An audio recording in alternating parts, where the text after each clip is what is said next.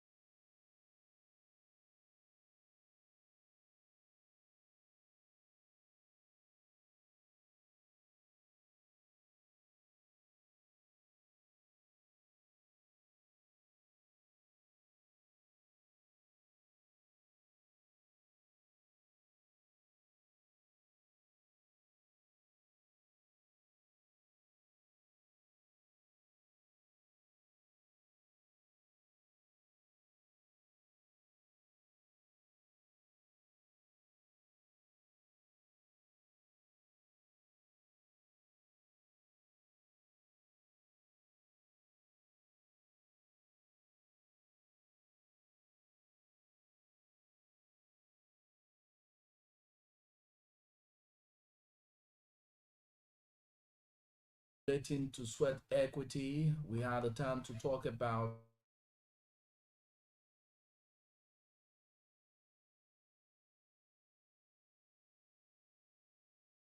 sweat equity is doing not just paying the fees of students, but I'm not going to let the cat out of the bag.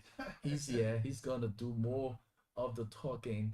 You know, say the horse is going to speak for itself. So, Dr. Kennedy, it's a privilege having you again. Welcome back to Liberia. Uh, Thank you. I'm excited. Always, it's a great opportunity when I'm here. Um, it's sometimes words cannot put into you can't put into words how I feel when I'm here. Okay.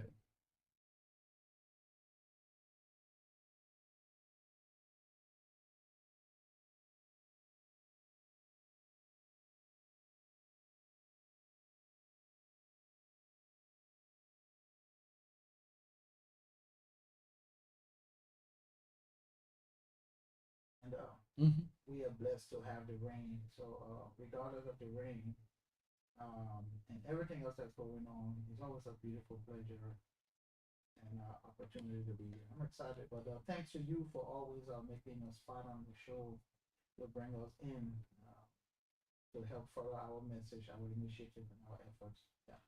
So, just to have that suitable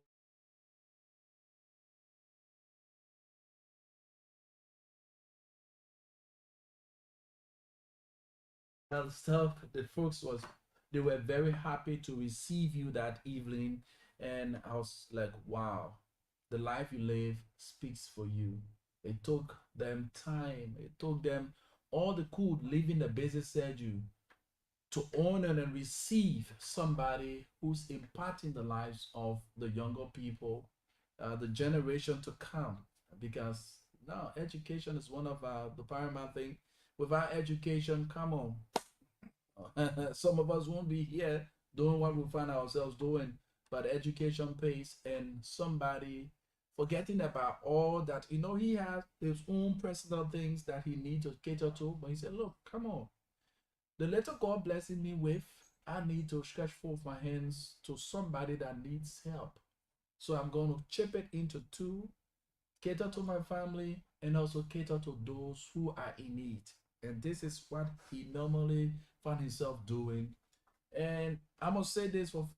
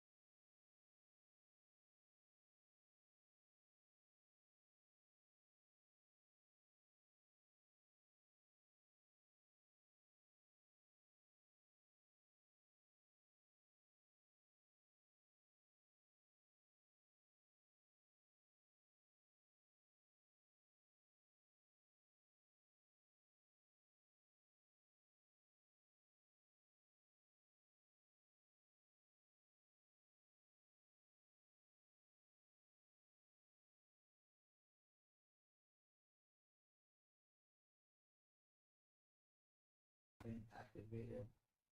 In fact, long before I touched down. To speak to the welcome that we received at the airport, you know, it was something that was a surprise to me. Oh, wow. Yeah, two things that happen. I have a team on the ground that always try to try to show the little gratitude and appreciation in a weak way. And then also to my surprise, there was a school that invited me to a band. That was a band of students actually from Sweet Liberia. That was which is the spoken word education, I think, something, but that's the acronym, Sweet Liberia. So the band, which I appreciated, Reverend Pensley, for taking it through out there to welcome me. I thought it was pretty. It humbled me a lot and gave you a sense of put things in perspective to make you see that there's somebody that appreciates what you do. Okay. So now that you are on ground and you've seen what the folks on the ground have been doing, so what's your impression? I'm ecstatic. Um, it's mixed emotions, right? So once you get personal, because you have a team, I have a team of dedicated individuals that they are movers and shakers. They are connecting the dots. They are trying to reach out to the kids and take care of what we need to take care of to make sure our young people are successful. So I'm excited about that. But the other piece of that is no matter how hard we push, no matter how far we move, there's always this tasteful piece to it. I'll get right into it. Last week, every morning I go for a 3 or 4 mile run and walk, and I was going across the Bonja area, a particular village in that area, and I saw 4 little boys that were between the ages of 8 and maybe 10. And I asked them why were they not in school? The school's in session, and they said we're not going to school. And so that I stopped and started to inquire as to why. And to my sudden surprise, in a matter of minutes, there was an accumulation of young boys and girls that surfaced that just came out with their mothers for the most part. And we counted about, at the time, maybe 20 or 25 children that was not in school. And some of them had not been in school for the past 2 years. And they have no plans of going to school because the parents couldn't afford it. So that's on the backside of the negative side of being here. So yeah, we have so much work to do. So we kind of talked to the boys, and we were able to try and see if we could work with about 12 kids that day. And I scheduled a meeting with them last Sunday, the community, just to come back because it's hard when you go in there. Every kid needs help. So even giving three an opportunity leaves countless. So you don't just turn around and leave. So I scheduled a meeting with them on Sunday without any plans of helping them. I mean, I just wanted to get a brainstorming session, at least if nothing, just to let them know that hey, we do care and we'll do what we can. And when we went back on Sunday, there was at least 30 to 35 children that showed up with their mothers on that Sunday afternoon. Wow. That were not in school. So, you know, you can look at it and somebody will tell you, well, it's the norm. But it cannot be the norm. It should not be the norm. And that's what disturbs me at night. And what disturbs me, if I had a means, by all means, they all would be enrolled right now. But I assure that community that come hell or come high water, we're going to find a way. So my team and I, we're going through some innovative means to see how we can help at least most of those children. It may not be this semester, but I told them they're not going to stay out of school forever, and maybe not for not too long. So that means there's some other things I got to do on my end to help that particular community. So we adopted that community, and when I say adopted the community, it's right off the highway over there, or for the Bonja area in that area. So we got the phone numbers of all those kids and the family. So when we come back in December, we're going to engage, and that's going to be one of the areas that we're going to celebrate for Christmas. That community, just so they can be assured that we're going to work with them moving forward. I'm not going to turn my back on that community. I know if you go around Liberia, not only Monrovia, but there are lots of kids, and there's thousands of kids that are out of school, and we may not be able to change the word now, change that narrative, but we can start one community after another, and then at some point people are going to join this effort and understand that the development, giving each kid an opportunity. See, because the thing is, if you don't give them the opportunity, then you're killing them in the future. You know, who is to determine who's going to be the next neurosurgeon, the next entrepreneur in this country?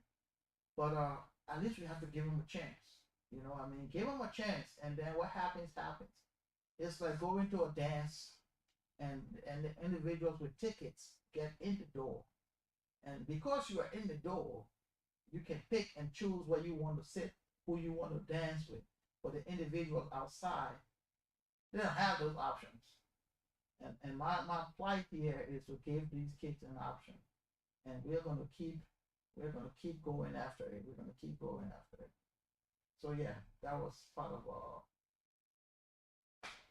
Just to get to the point where if you were asked by government or you were asked to make some recommendation as it relates to the educational sector of our country, getting the young people mostly involved, getting them back to school, what would be your recommendation to the government? they need to cut the cost and repurpose the money to help young developing it and to help in the development of young people. Again, let me say it. They need to cut the expenditures and repurpose the money to help in the development of young people. I do that. I do that. I cut into my income, my earnings, my lifestyle, but I'm not government. I do that. So if I can do that in my little area of responsibility, they can do that. And you want me to get into the practical approach of how? How do we cut costs? Something as simple. If I was a lawmaker or if I was a speaker or vice president, do I need 9 vehicles to take me to work? I think not. What the essence of having 9 vehicles escort me? Who am I? Who is? Am I that of am I that afraid? Here's the thing: when you cut 9 vehicles to 4 or 3, now you have 6 or maybe 5 vehicles that you don't have to fuel. You don't have to pay personnel to drive them around because each vehicle is not occupied by just one person. So if you take that accumulation of extra costs, and if you really have your country and the youth development at heart, you can do that confidently. That's just one area of expenditures, but there's so many if you look around. We are living an elaborated lifestyle, where people, and not only the government officials, even people in this country that they walk by these kids every day, and and and they're so satisfied. I think and I don't understand it. Maybe it's my way of thinking, but I don't think you're living a fulfilled life until you're touching the lives of other people. I don't believe you're living to the fullest of your purpose. You have not reached there yet until or unless you are impacting the lives of other people. And collectively, if we do, I won't see 30, 40 kids in one community that's not going to school. That's a shame. Yeah. Well, you've added another value to what I actually thought of getting more involved with in the morning while driving my way to work. I normally don't drive alone because I see kids along the route from my community onward to where I work. I make sure when there's a space in the vehicle, pick them up, drop them off to school. When I'm going back, I don't go back alone. When I see the kids, pick them up, drop them off to their very homes. So that's a sign of belonging. Having that mind you want to do it, but the means is not there. But the little you can do it, because that child that you are picking up in the morning to drive to school, that recess can, that money can be for transportation, can you be used for another means, for another purpose. And and the last time, just to share with you, I dropped a kid, and the mother, the lady stood up for quite a long period and said, thank you. At least this transportation I would have spent, I can use it to get him meal for recess. So that child was going to go to school without recess because the transportation the mother was going to pay was actually going to take him off recess. So the little we can do, that's why for every time I see you do these things, the little, we see it as little, but little is much when God is in it. And the freedom you give, the freedom you shall receive.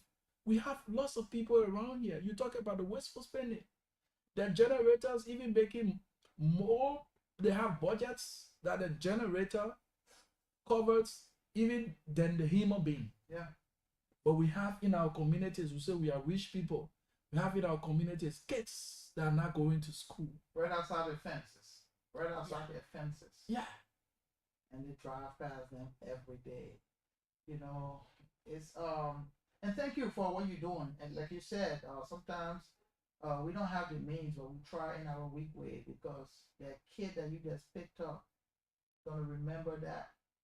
I'm not sure when the last time they experienced anything. So when people aspire, right, and they ascend to certain levels, they always reflect on their journey, and those points of light is what I call them. Those highlights where people come into their lives and do, significant things, small but very important things. Where the day I didn't have, I had transportation, and it was a decision between getting home and eating dinner, and then somebody picked me up. They may not know your name, but that you're not worried about that. The fact is that legacy that you have left. One of the saddest things that we do is living our lives without realizing our purpose, and going through this life, and then being forgotten when you are gone, because you become extinct when you are gone, when you have not done anything, no matter how much you accumulated or you earned or whatever. It's not about the amount, it's about what you do with the little things. What is your time, your resources, your money, those things? How do you share them? And I'm not advocating that you just take all your money and give it away, but at a certain point in your life that you got to become more of a giver than a taker. And because the world needs us, the world needs givers, and givers are important because we set the trajectory for the future of the young people, the younger generation that's coming up. If we're not giving, then we're not setting an example for them to give how they're going to learn. So when you do good to a kid, hopefully, like I tell my young people, your payback to me is you helping somebody else. That's what satisfied me. And so I keep that mantra and I keep going with it. And yeah, but we are in a dire strait as far as our young people, and that frustrates me. Yeah, back to Sweat Equity Initiative, we saw a huge farm. Saw the folks doing some cleaning and weeding of grass and other stuff. You care to tell us, aside from catering to the school fees and other needs, those initiatives, Sweat Equity is really involved with? Yeah, so we it's a lot. So you got to think, Rufus. You can. It all started. The bucket of water. It started with a single drop, right? And you don't understand the importance of a drop until it's gone.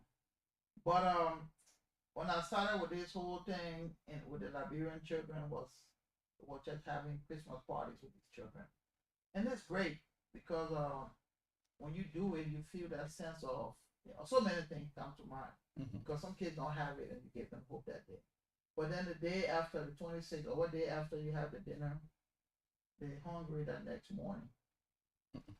Even though the day before they may have had a lofty, delicious meal, but the next morning. So then you have to ask a question then. how more effective can I be than just giving them Christmas dinner once a year? We got to be more than that. So in order to expand your capacity, there's going to be some revenue associated costs. So we've tapping into the business side of things to be able to generate revenue and hopefully to cut off some of our expenses, but more important to expand our net because everything can be done in Monrovia. Gee, if the kids in Monrovia are struggling, what do you think about the kids outside Monrovia? Mhm. It's even worse. So we started to do some agriculture projects that are looking like it's going to be good, and then we're looking to some other issues, some other projects that we're working on, just to be able to project 4 years, 5 years from now, to have this the residual type of income that will be able to project to be able to facilitate what we do. But interestingly, when we went to Nimba to do the farm project, in conjunction with that, we had an opportunity to visit a young school, an elementary school that kids they asked us to bring to come forward and speak. I was out of country, but my guy Michael, my director for operations here, went there, and we were honored and blessed and had the opportunity to help those kids as well, and in that area. So the reason I like that because all the time people always ask everything can be done in Monrovia, and that's true. So the fact that we have footprints in Nimba and we have footprint impact in Bond County, and we've done some things in bombing, but we're looking to expand. And I said it, and I will say it again. My goal before I leave this earth is to make sure that every one of our kids in this country have at least hope at the minimum. Looking at their peers and saying, well, because this person is here, I have hope that I can be there as well. So we're gonna keep pushing. So every time you see me here, expect that we're moving it further. We're widening the capabilities to make sure that we touch them. So we got agriculture project. We got some other developmental project that we're working with. Um, we are looking to go international as an entity that was hosted in America. Okay. So right now, as we speak, I have submitted all the documents to go Sweat Equity Enterprises International. That's the first piece. So what that does is give us some type of indoor credentials to operate internationally. And then the second piece to that is we're going to go nonprofit. And then in Liberia, we're probably going to go NGO and articles of incorporation are being worked right now, just to kind of make sure that we can be well equipped to be able to do our mission. Because at some point in time, our salary is not going to be enough. Yeah. Be honest. And one of the things that people in Liberia specifically, when they see people of your kind, most especially from the diaspora, getting involved with these kind of initiatives, what runs to the mind is you have a political ambition. So we've seen a lot of them. We saw a lot of them. Now some of them are lawmakers. Some of them are in government today. These were means to which they made their way to state power and all sort of things. Is there any? This question will continue to ask because every time we have the conversation, we have new breed of followers, we have new breed of listeners. So, is there any time, anywhere that crossed your mind with political ambition? No, that's none. And I got so many reasons why. But I will tell you this. When I open my mouth, it says a lot about me. And one thing, I'm not perfect by any stretch, but I do value and I take with serious, what's the word I'm looking for? Accountability, um, credibility, validity on the things that I say. I said this last year. And you're saying it again. I have zero political ambition. Everything I do is from because of the kind of person that I am. Now, I understand that people, as they start to see you do this, Mm-hmm. they're going to start to encourage you to go that route. I'm a servant leader. If I was serving in a political office, I would do the right thing. But I don't have ambition to do that. Because here's the thing, right? If you look at the state of affairs of Liberia today, the government changes, the season changes, but the poverty levels doesn't change, right? I'm not sure we're any better today than we were 5, 6 years ago, 10, 15 years ago.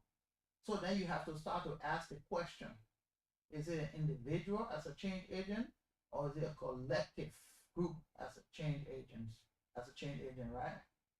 Now, I said this the other day when I spoke. Each of us have a gift, a calling that God gave us. Some of us are natural servant leaders. Mm-hmm. But if you are looking at an opportunity in government, be it representatives, senators, or appointees of in government, if you are looking at it as a means to earn a living, then you've made a mistake.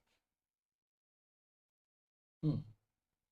If you're looking at it as an earn to make a difference, then you're on point. And what I see in Liberia is a means to earn a living. Not only to earn a living, but to earn a wealth for themselves, for people, for individuals. Again, maybe not every single one. So I don't want to be part of that that ecosystem there. It's not me. Because I could not, I don't know what's going to happen to me if I was driving to work every day. But first of all, I don't want no escort taking me to work. I don't like it.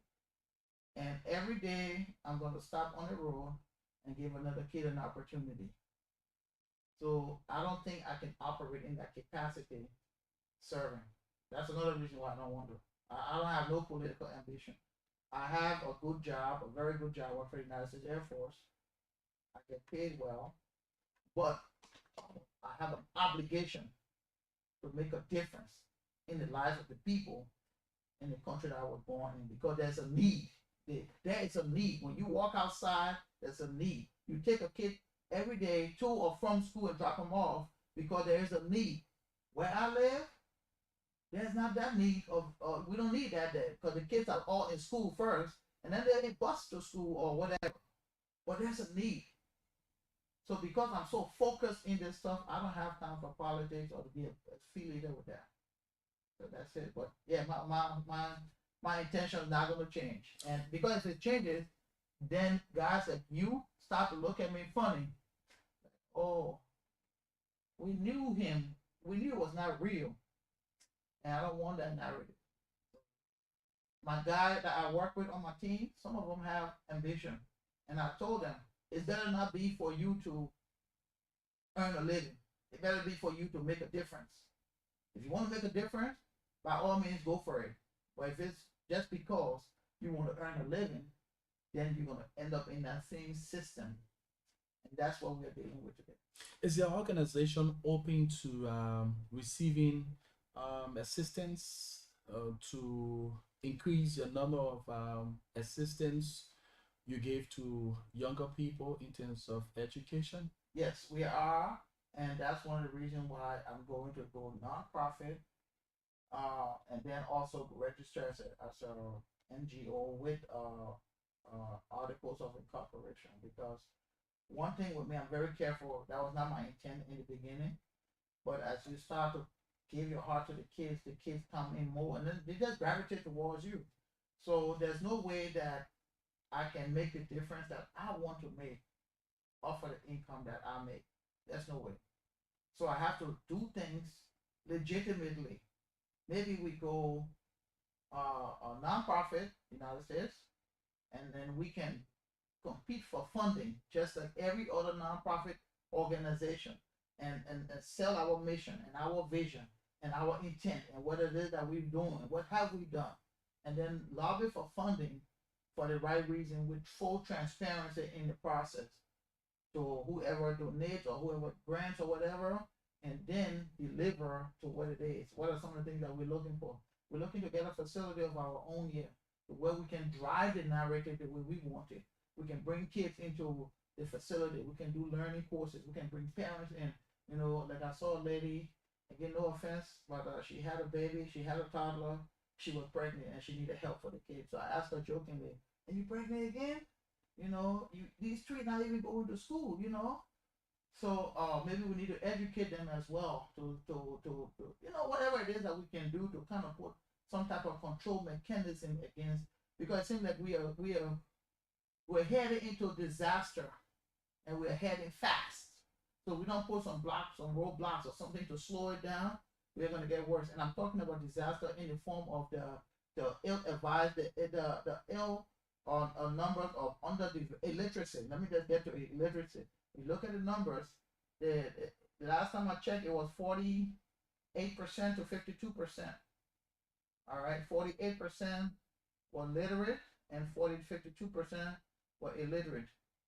And so when you're looking at projection, something that I don't think we do good as a country from a government official standpoint, is like we just look at now. How many cars can I have? How many cars can take me to work? We're not looking like how are our young people going to be equipped to sit at those international tables, those global tables, and make decisions and be a part of something. We don't have to go to the diaspora, go to America, go to Great Britain, and don't want to come back. We got to stay here. We got to cultivate a system that's going to be attractive enough for our professionals to stay here. Everything we need that is of value, guess what? We go outside for it. You get sick, they fly you out. You want a good education, they fly you out. Everything that you do as of value will fly out. What that means? That means money will never stay in the country. You know, so we got to start building this ecosystem, this environment that's going to attract professionals to stay home. Get compensated well. Nurses can't be making $250. You know how much school they go to? I mean, that's just one example. When you look at the entire system, there's very real. The only jobs that are attractive are those jobs over there that they have. But comparatively, it's not. If you look at the ratio of what they make versus what the country has, it's upside down. And you almost like you can't afford to pay your guy that's working for you $5,000 a month, because you don't make $5,000 a month. So why are you paying this guy $5,000 a month? And that's kind of an example of what we live in right now. We're paying people money that we really can't afford. That's why the poverty rate is so high. Because in order to pay people that exorbitant rate of money, guess what? You got to exploit the poor.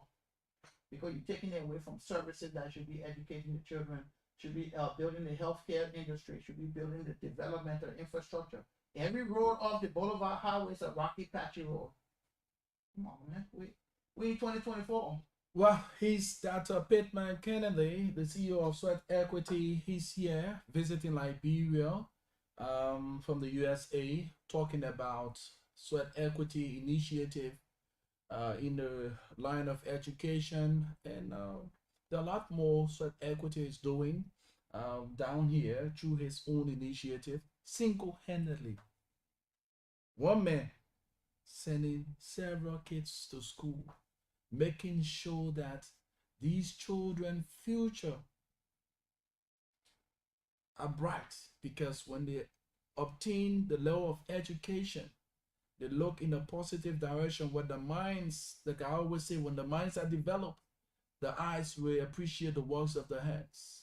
So if you just join us, we are playing host this afternoon to Dr. Pittman Kennedy, the CEO of Sweat Equity, and we just been joined by testimony Ebony Doga, who writes, she says, for those kinds of people, I will tell you that they already had their plans. So they come to seek relevance and to convince the people. Such people aren't humanitarian. They just take advantage of the opportunity to get public sentiment just to get government job.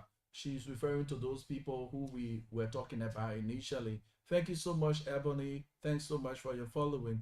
And you out there and want to have your say this afternoon, just go on our Facebook page. We are live on Love TV Live. Leave your comments like Ebony have done.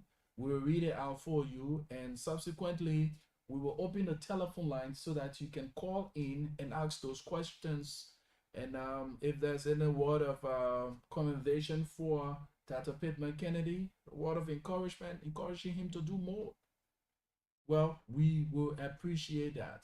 This is Love FM, and it's the program The Afternoon Conversation. My name is Rufus Divine Cannon. Together, we are having a sweet time talking about the future of Liberia. And who are those future leaders? The younger ones. And Dr. Kennedy, to be real with you, this year's enrollment is very poor. Oh, yes. From the college level on to the secondary school, the enrollment is very, very poor. And all boils down to the issue that has to do with finances and support to the education system in our country. We have our lawmakers requesting $45,000 car for just 3 years. And if you are a senator, you're going for 9 years. So tell me, within 9 years, you've gotten three for the 5,000. You know how I'm talking about that? Where you have kids, like you said, cutting down the expenses, wasteful spending, and redirecting these fundings to the needful areas like education, health, security. What? So let me ask a question. I would just ask a question. If you are paying, if you are buying a vehicle with your own money, right? Would you buy a vehicle every 2 years at 45K? For what? Exactly. So if you're not gonna do it with your own money, then why would you do it? And some might argue that it's legal, right? But slavery was legal. But did that make slavery right? No. It didn't make it right. So again, we got to come down to, I hate to get into the whole, I like to focus on my children, my thing, but sometimes it's hard to disconnect the two because one affects the other. These are the things that are affecting the low enrollment rate. When you sleep at night and you understand that the enrollment rate is right, is low, but it don't bother you. When you know, well, first, this stuff get me going. This stuff get me going, right? Here's the thing. When they had the election last year, right? There were young people out there chanting they were out slogans, there, right? All in the loose and coinings. Exactly. There were young people out there. You sit on the shoulders of these people, because you give them hope. And then you get there, and the situation are in dire strait.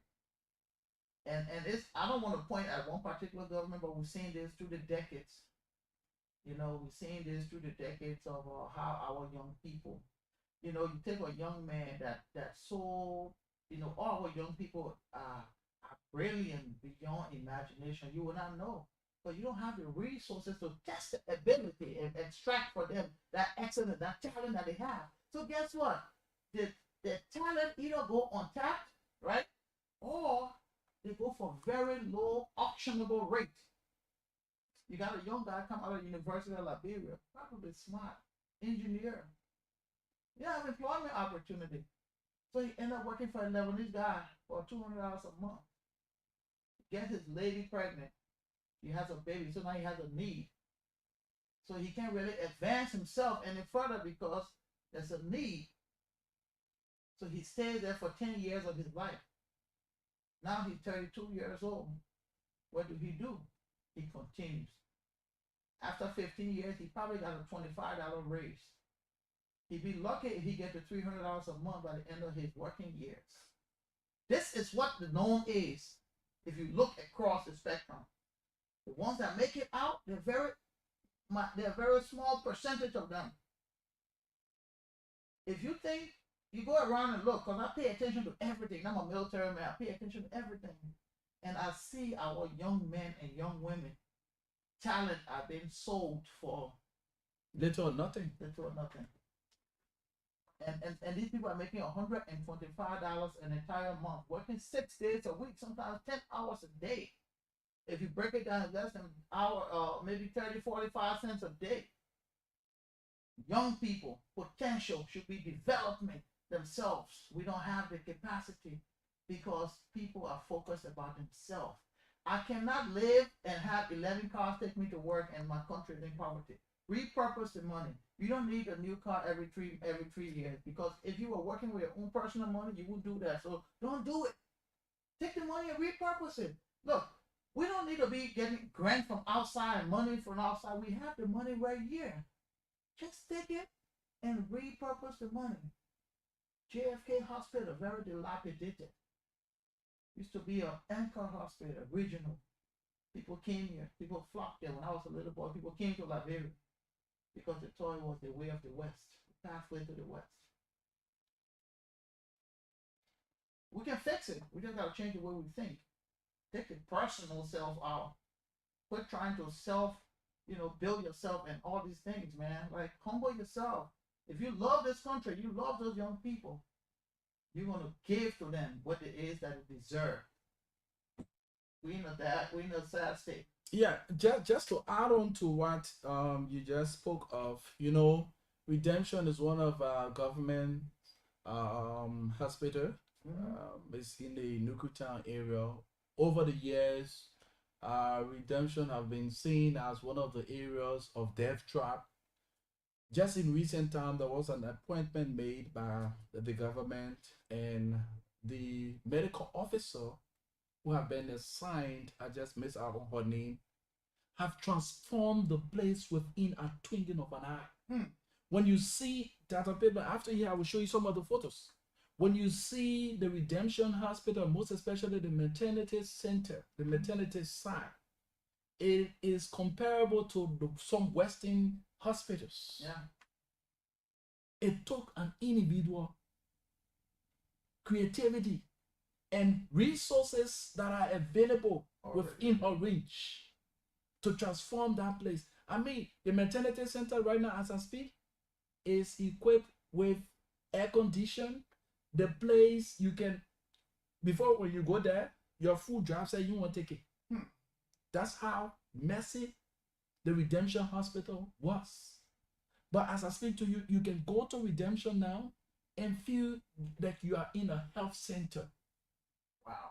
Just a single individual creating that environment with the little resources. The teamwork. Yeah. She's a team player. Yeah. Because if she wasn't a team player, she wouldn't have achieved what they have achieved at the moment. Yeah. So a teamwork supportive. So now, she never needed the thousands. If you check our national budget now when it comes to health, it's very low. Very, very low. But with the little that she has received within the short period of time, she has transformed the Redemption Hospital. So these kinds of people, you know that they have people who will be fighting. Yeah. And our society is like, when you try to do the right thing, you have people who will bash you and do also just to paint you black. Yeah. That's the kind of society we find ourselves. Yeah. So I'm so proud. I'm trying to get her name. I'm so proud of that medical officer that has been assigned at the Redemption Hospital. If we can have few of that lady assigned to all of these areas. Yeah. You know, the thing about maintenance in Liberia is one of the greatest problems, the greatest challenges we have. We have all of the donation made. Yeah. But to maintain what we've been given over the years. Yeah. A classical example, see the ministerial complex. Yeah. Since former President Ellen Johnson served second term, the third year in her second term, that place was given to the Liberian government, turned over to the Liberian government. Not a single paint. So we're talking about 9 years. Yeah. The previous government left. This one have come. They have not even put a paint. See how messy the building is. But we sit there. We hear baby money coming to the country, donations being made. But the trickle-down effect on the livelihood of the people. You listen, let's just chime in with this. Listening to Jerry John Rowland, we started to play on that. Yeah. We tried to play that earlier before we could start the program. It took him time. It took him the bravery to put aside his personal ego and saw the need of the Ghanaian people. You see, Ghana today, oh, Ghana fan, as poor as we are. You know, Ghanaians came here, they acquired knowledge here, and today they are far ahead, competing with European countries. While we are still as poor as we are, still doing arcade things. Yeah. Let's just get a few lines from Jerry John Rowland, and then we will open the lines. We have with us this afternoon as our guest, Dr. PITMAN Kennedy. He's from the USA, the CEO of Sweat Equity. He's here talking about his institution and the initiative he has embarked on over the years and adding more, doing the things that even government should be doing. These are people you should be tapping, tapping to say, okay, since you have this man, let us extend this helping hand to you. I beg you, yeah. But let's listen to Gerald John Rowland.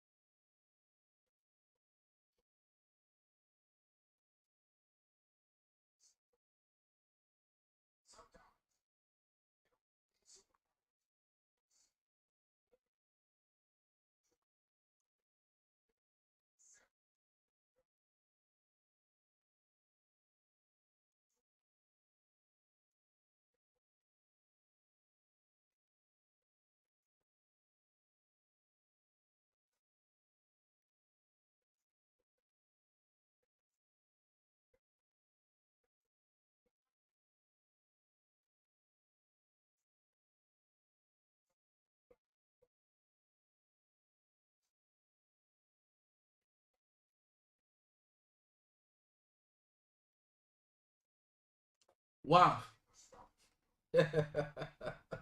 You see, this is what is happening in our country, that even things that people should be doing that are required of them, like for instance, if somebody is working at the bank, it is his or her responsibility to make sure that the customer gets the transaction done, but they too look in return for hand out kickback before they do their required jobs. Yep. You go to ministries and agencies, somebody there before they put pen to paper on your document, you must give them something. And people who also, yeah, also go to the national level, people want to come and invest, but certain group of people there, before you have to sit with the president or you have to sit with those who are in charge, you must give them kickbacks. So these are the backward attitudes. These are the things that are causing the backwardness in the growth and development of our country. Yeah. So you know when I always talk about take two notes here, some notes here. He talks about the parasitic relationship between the city and the villages. And you know what he referring to is the fact that you use your foods and all your resources to come. We take it from you, but we let you suffer still. Right? Our kids are put at a disadvantage. Remember I told you about the kids when they're not in school? Yeah. They're put at a disadvantage versus the kids that go to school. But let me give you an example of the parasitic relationship here. So you know when you have an appropriation, I always let's use you for an example. You're an organization, you're a head, well, your family, right? And you get an organization funding that comes into you. For we got $10 million for your organization, whatever it could be, XYZ, public or private, and it's supposed to filter down to the people. So you take it and you absorb it. All right. Then the people stay in poverty, right? But you give them a little bit. So you take 9 million out of 10 and you put it $1 million in their hand. And they take it, right? They get paid at a very minimum level. So they cannot afford to live. Really can't to live. Living means not just going to work and coming home. You gotta be able to take your family on vacation and all those things. But you can afford to do that because what? You're making just enough to feed yourself, right? Then so what that costs for you to do, then you have to go back and beg the same man that took your money. You stand out his gate in droves. So he comes outside and he gives you something of your own money. But in your mind, he's generous and he's kind-hearted. No. He's giving you what he stole from you. That's parasitic. That's the parasitic relationship you're talking about. And we are conditioned like that. We're conditioned like that. If you go around, that's what happens. If you go to advanced countries, I'm not even going to talk about the US. If you go to advanced countries around Africa, you don't see people lining up in front of officials' homes. Why? Because they're paid well, they're taken care of. But when you oppress the people, and then they come to you, you're tricking their mind to believe that you're a generous guy. But you are taking exactly from the top here what's supposed to be coming down, you block it and you reroute it into pieces and make yourself look that way. So these are some of the things that are happening that I've seen, but at the end of the day, man, I don't know if it's gonna change. So we just gonna try to help the kids, and then one of the main reasons I want to reach out to the kids is because we can inform them and give them hope and say, look, man, you can be an entrepreneur, you can be a neurosurgeon, you can be an engineer, and follow it and dream big, and then when you become that person, give back, and that's all we want to do. That's all we want to do. 077-866-5073, 0887-105-105 are the numbers to call this afternoon and form part of the program, The Afternoon Conversation, as we play host to Dr. Pittman Kennedy, the CEO of Sweat Equity. He's here visiting Liberia and in our studios talking about his initiative and those things that his organization is involved with. Let's get to talk, ask those questions. Let's get to say the things that are meant to be said. You know, it's good that we brainstorm. It's good that we as Liberians do these things. People who look in these directions are people that we need to give helping hands to. You know, yes, when we can stretch forth our hands, we can tap into those things.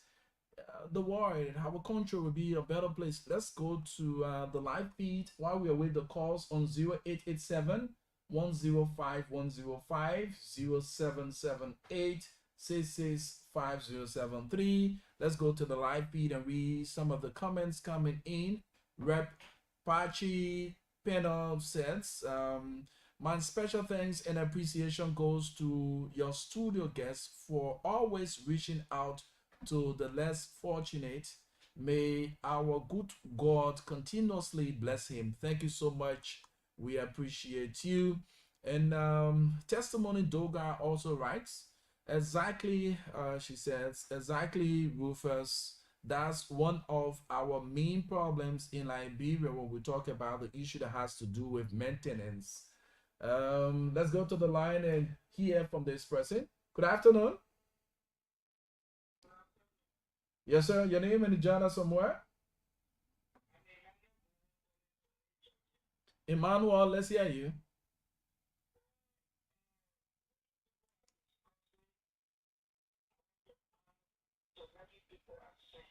Go ahead.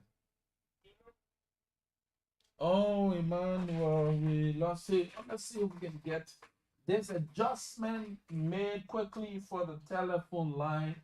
Let's see if we can make this adjustment. But call the other number, Emmanuel. We're so sorry that we have to go off because of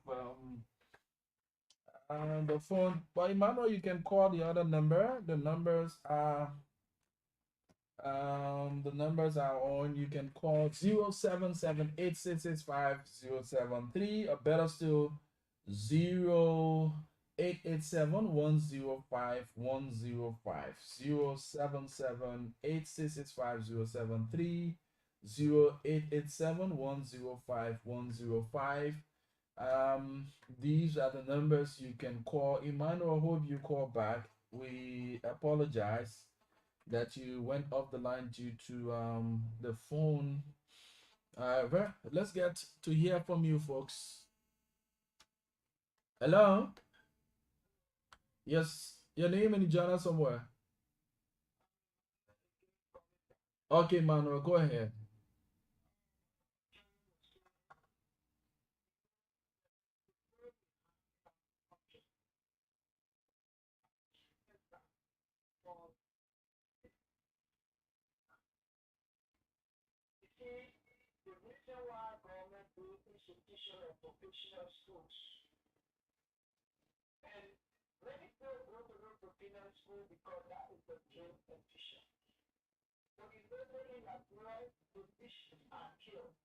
Hmm.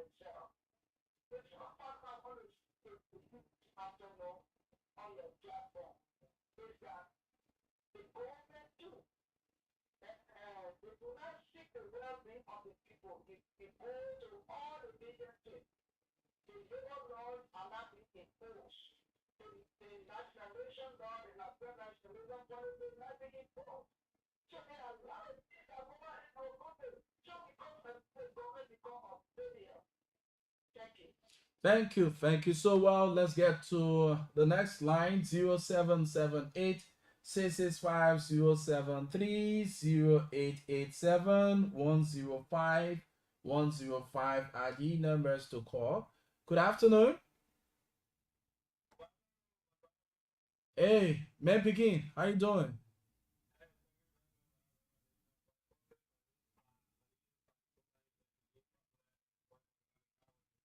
Let's hear you, my brother.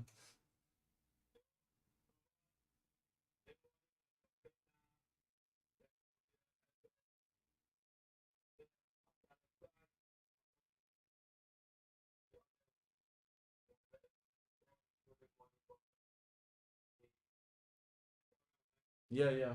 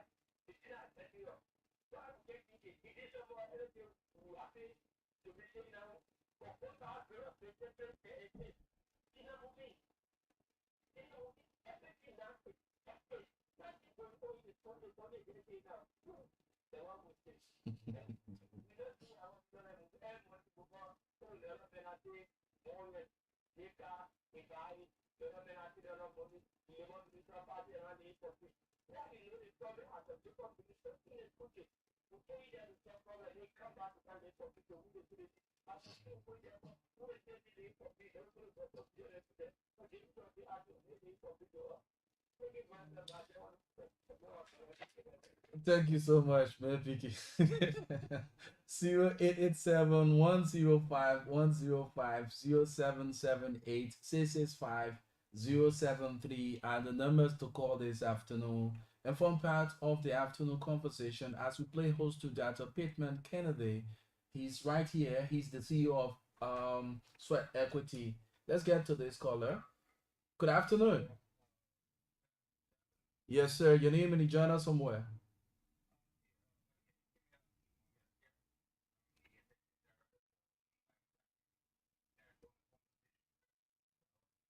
Let's hear you.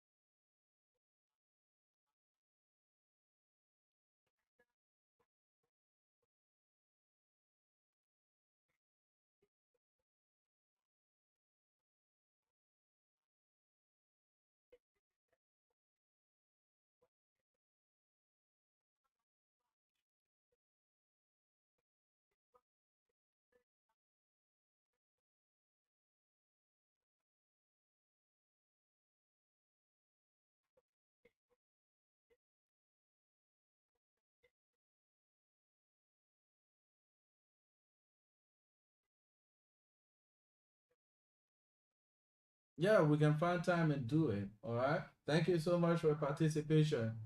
077-866-5073-0887-105-105 are the numbers to call. If you just joined us, we are live on Love FM 105.1.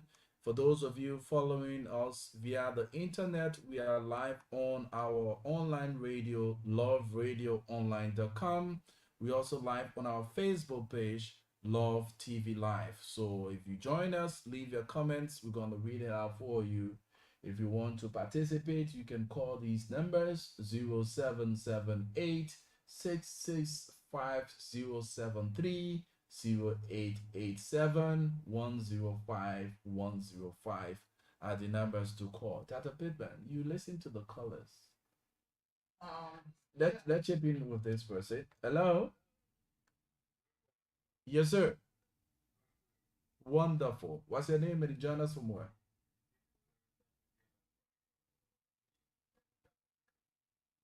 Let's hear you, sir.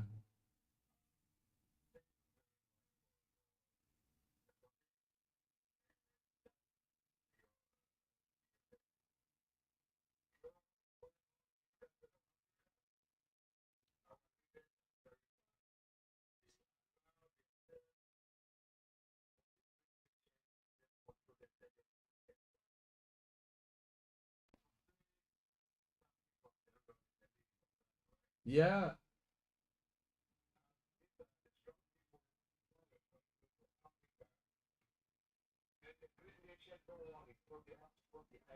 Mm-hmm.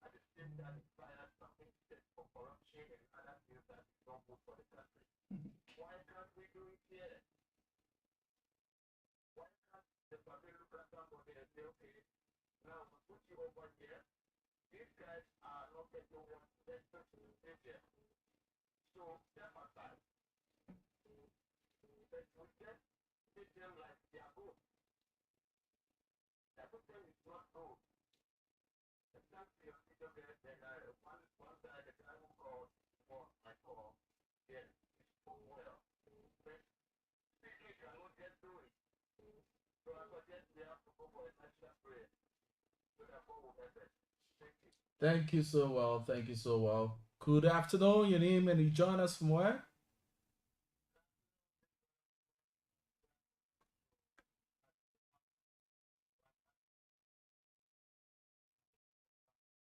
Penna, let's hear you.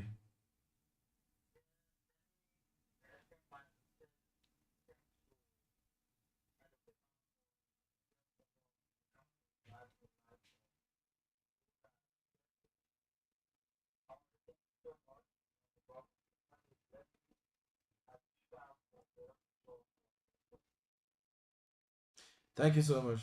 Go ahead.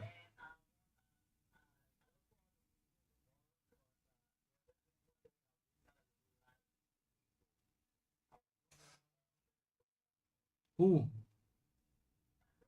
Oh, that the PITMAN will be there. That's a great thing. That's a great one. Okay. Okay, my brother. Thank you. Thank you so well. You listen to all of the colors, giving you that thumbs up, and appreciating for the work that you do. Yeah. Thanks to all the callers. I appreciate your comments and your inputs. It'd be nice to get some female perspective at some point in time too. Mm-hmm. But uh, everybody is saying the same thing. And you know what's important? These are the voices that really matter. I don't live here. I advocate here for the betterment of the developmental process of people. But these are the voices that matter. The young man said it touches his heart when he brings his daughter home and the next child next door don't have the opportunity to go to school. And he talks about the dire state of poverty. And the other guy talked about doing the right thing. And that's the part I want to pull that thread a little bit. So that is not just limited to government, young people. Doing the right thing should permeate among every one of us. And that's another talking point for another show. But even if the government were to fix itself, the people, the everyday people, must commit to doing the right thing.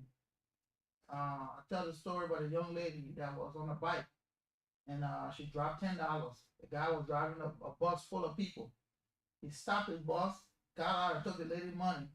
So the bike ball followed him, and the guy tried to fight the lady for her money. The $10 guy, the driver. That's where we at.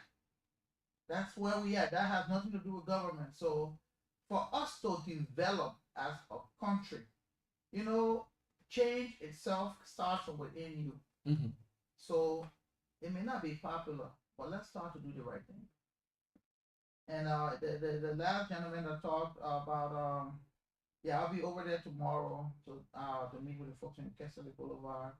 And but overall it's the same thing: bad leadership, no example, no opportunities, no hope for our people. So I understand your sentiments and I appreciate them calling in. 0778665 with barely few minutes to go. We can chip in one or two calls and then we come back to Dr. Pittman Kennedy to get his parting statement. 0887-105-105 This caller on the line. Good afternoon. Yes, sir. Your name and you join us from where?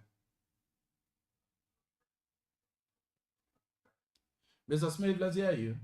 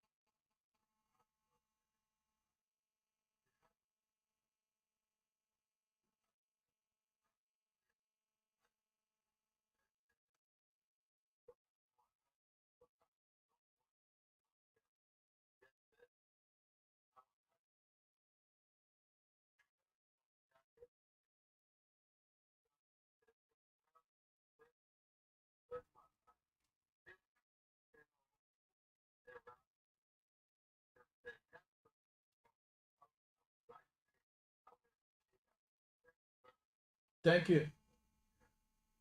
Thank you so well. This caller, hello. Yes, sir. Your name and you join us from where?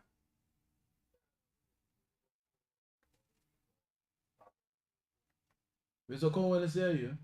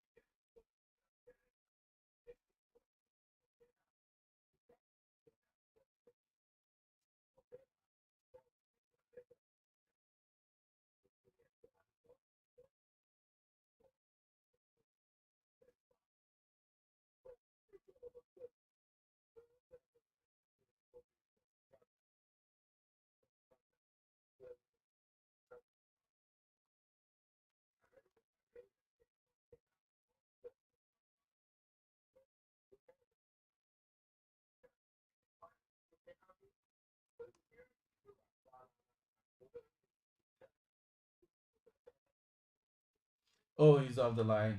Okay. All right. So, hello. Yes, sir. Your name and you join us from where?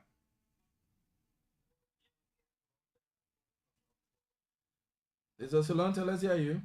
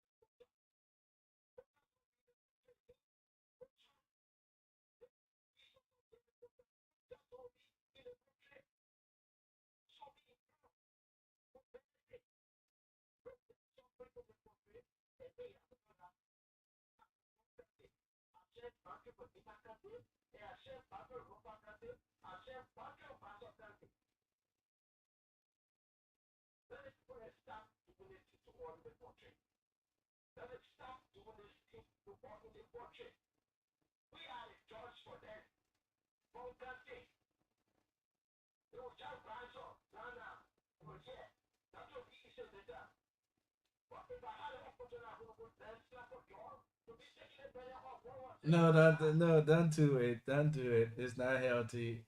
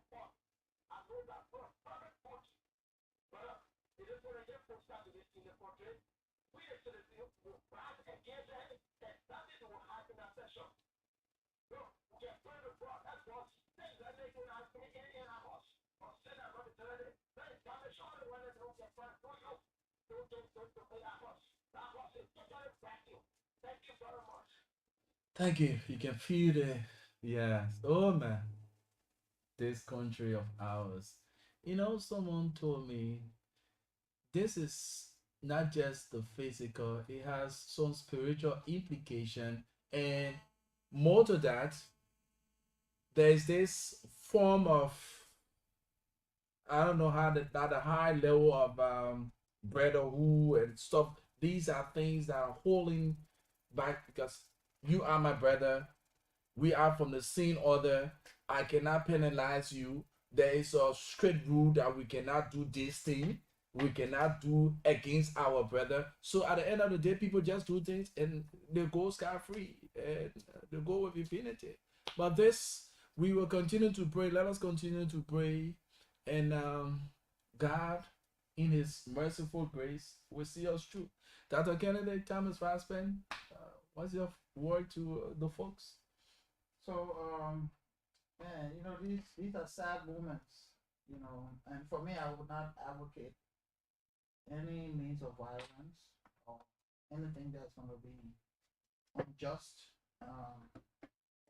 Consider violence. I don't think that's going to arrive at any solution because we saw what the war did to the country, and aftermath of it, things have not changed. So I'm not sure any means of violence would change the narrative.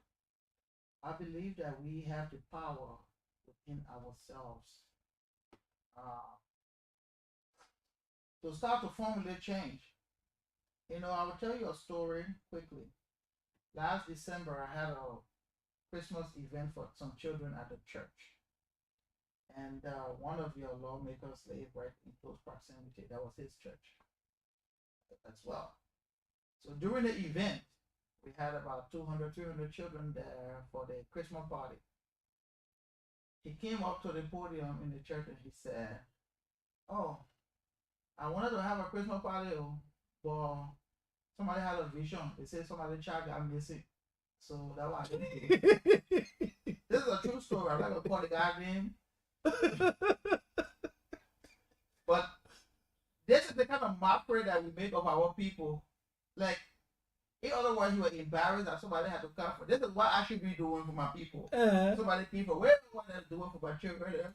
They are coming out there and say, "Oh, I want to do it, but somebody had a dream and say somebody tried to." I tell you, this is something for the congregation of people. So that's an example of how we think our people are gullible or foolish, but our people are not stupid, you know. But I will caution our people that as long as you're alive, you have hope. I understand that it seems like some days there's no opportunities, man, but there's a God above all of us, a just God that will appropriate. Don't make no mistake. At the end of the day, every one of us is going to reap what exactly we sow. So if God is gave you an appropriation for people and you consume it individually, there's a pay for that. There's a payday for that. And we've seen that happen. I just want to encourage the people, but outside of government though, you must do the right thing. The change that we want to see, we must be that change ourselves. In other words, you can't come and tell government that they need to change their behavior, but you're taking the woman money from the street and trying to take it. You can do that if you're jacking somebody's phone. You can do that if you're being dishonest with your brother and sister. You can do that if you're exploiting our young people and trying to take advantage of them. You can do that if, in other words, we need to check ourselves too as well as we go forward, our day-to-day action. Yes, we're not saints or we're not Holy Marys, but we can be good people little by little in the little things that we do. I was very surprised.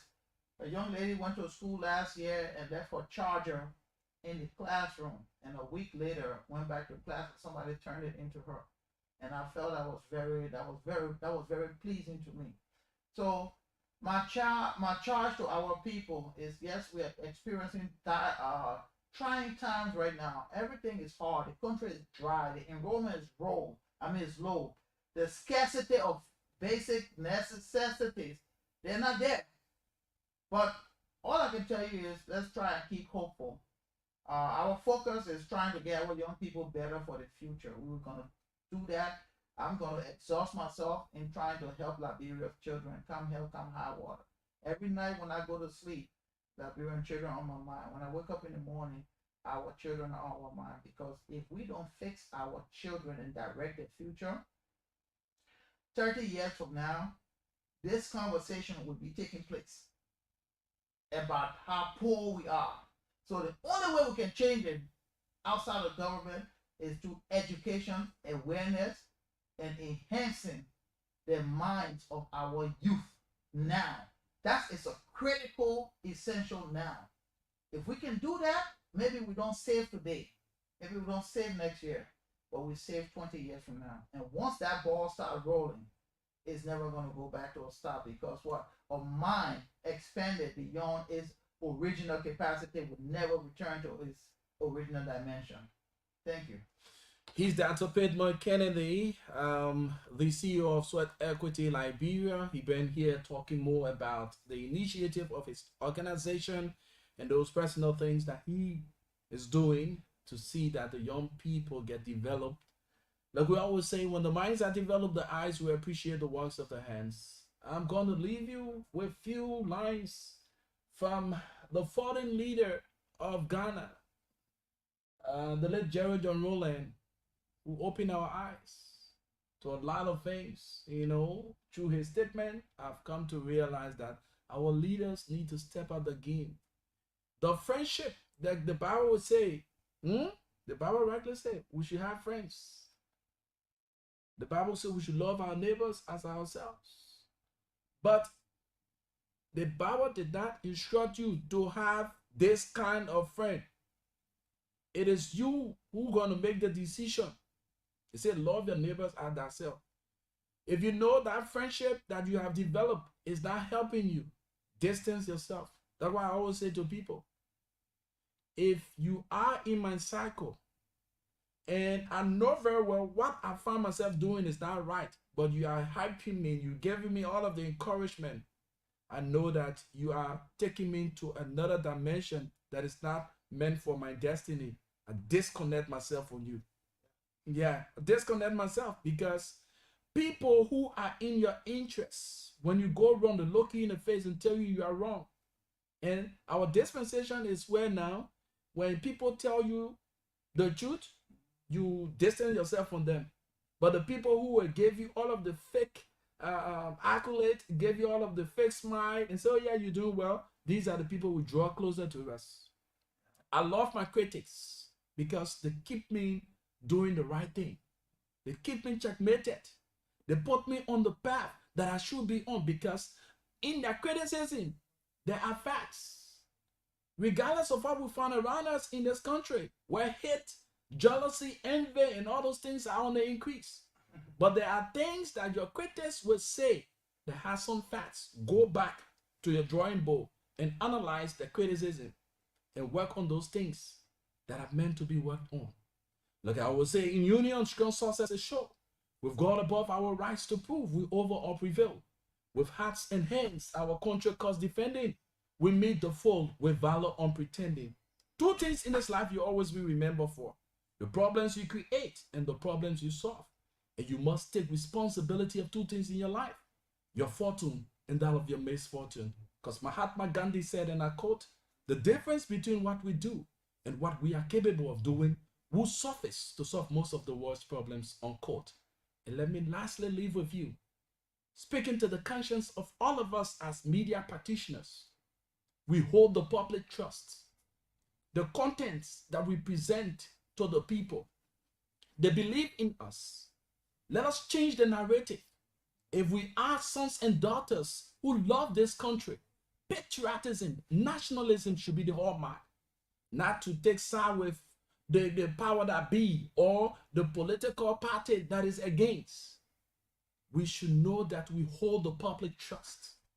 And in order to be to where we are, the fourth estate, we need to do our jobs responsibly. Do not sit on your platforms and rain insults. Do not sit on your platform and spare out misinformation and disinformation that is now plunging our country to where it is. Remember, there are fingers, the finger you point ahead, several of them are coming back to you. What you're doing today will haunt you to tomorrow. My name is Rufus Divine Cannon. I lead and other follow. Fwesimilk equals, of course, and destined for greatness.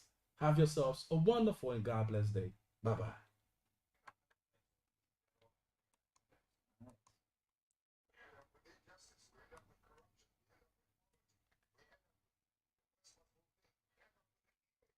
To tell you the image that you have in Africa. I don't have to tell you. Listen, when I was in office as an Air Force pilot, I trained, I went to school and trained in the cities. When I became an Air Force pilot, I had the opportunity to travel around the country. That's when I saw there's a big difference between those of us living in the cities and the mass people who feed us living in the rural areas. Yeah. My brother, you listen to me carefully. The water they drink in those rural areas, it says that the water you use to flush your toilet, the water we use to flush our toilet in the cities is much cleaner than the water